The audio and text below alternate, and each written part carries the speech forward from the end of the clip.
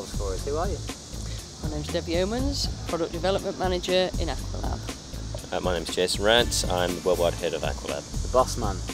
The boss man, that's right. Tell us a little bit about the development of Laser Racer and how long it's taken and everything.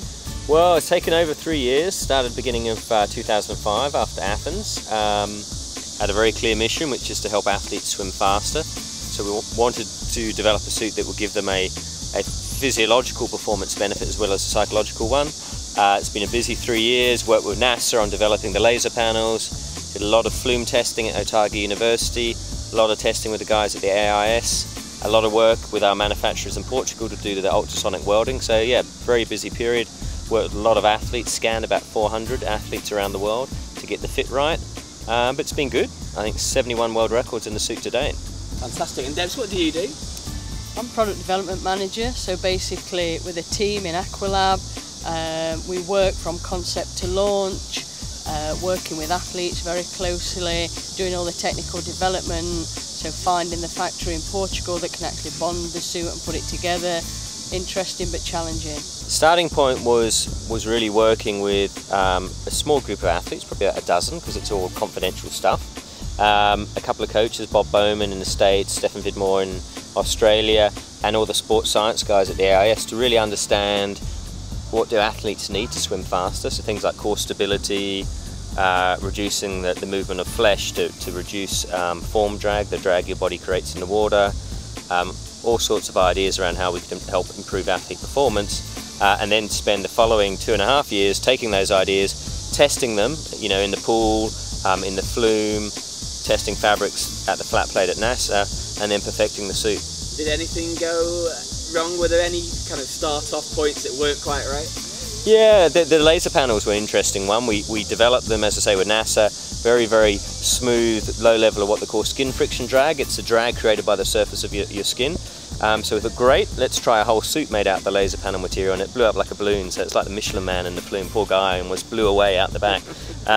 But it was good because then we learned from that, and we decided, well, let's just use it in strategic areas in the body, and then we developed the laser pulse fabric, which is a base fabric which holds it all together and gets it fit right. And Debs here, you've been very busy. Tell us what you've been up to. We've actually been giving suits out here at the Olympics. So what we've done is set up in a room a lovely disabled toilet we were given, fantastic.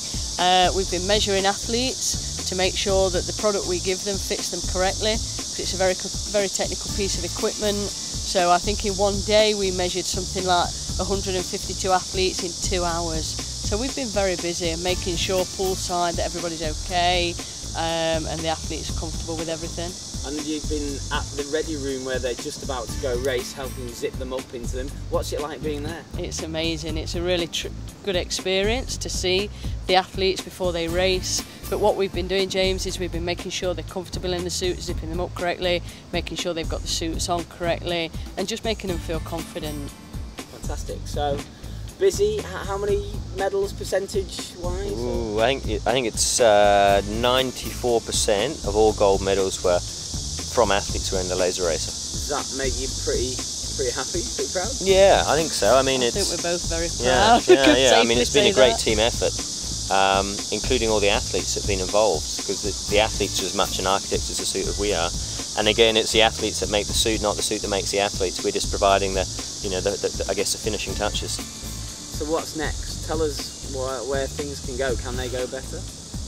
I think they can always go better. I think We've been doing this for 80 years. It's our 80th birthday this year, which was very, fortuitous, and Beijing, 8th of the 8th, 08, 80th anniversary for us. We brought out the first silk swimsuits for the races at the 1932 Olympics in Los Angeles. We've always been leading the way in innovation, so I think all we've done is probably made our job harder by, raising the bar so high. But yeah, we've got lots of ideas for London.